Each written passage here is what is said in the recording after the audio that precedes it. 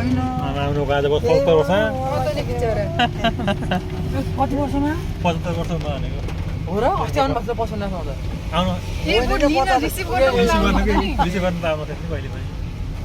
मन त कहिले जानु खाइ जानु रमाइलो हुन्छ र जाउँ भनेर रमाइलो त रमाइलो आत्तिनु भयो होला होइन कुर्नु धेरै गाह्रो हुन्छ नि आमा हो गरे त्यहाँ अलि त्यही घुमेर न त कुर्नु धेरै गाह्रो हुन्छ मलाई त्यो ढिलो भयो भन्दा नि त्यो कुर्ने मान्छेलाई कति अत्यास लाग्यो होला भनेर चाहिँ मलाई भएको के छटपटी मलाई कस्तो इसान एकपटक घुम्यो होइन अनि अब फेरि ठ्याक्कै त्यो लाइनमा आएपछि सिधै गइदियो हुन्थ्यो फेरि मोडिएको छ त्यसो पानी पर्दैन हाततिर म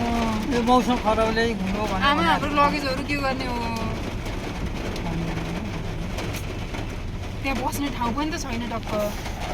त्यहाँ साइडमा लाएर पानी बिजो हुनु सक्छ त्यहाँ पुग्दाखेरि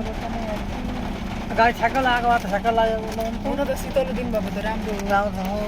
पानीबाट पानी आउँछ भन्थ्यो फेरि ठ्याक्क पानी आउँदैन गाडीमा बस्न पाएन किसान तिमी दुब्लाको कालो भएको कालो भएको किन कालो भएको त्यो पौडीलाई घाममा डढेर कालो भएको अनि दुब्ला चुस्सो परेको दुब्लाएन अन्त मोटा आउँछ जस्तो मोटा कहाँ मोटा छ मुख मात्र सुकायो कहाँ हो सर्भिस जिम जान्छौ र 65 ड्युटी हो म जिम जान्छौ र जिम त गएन त्यति नि सर्भिस एकदम भयो कि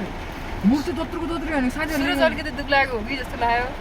साथीहरूले कि आमा सुक्नु भएछ सर्लक्कै के भएको म त सुकेकै हो किन अटो नखाने धेरै ए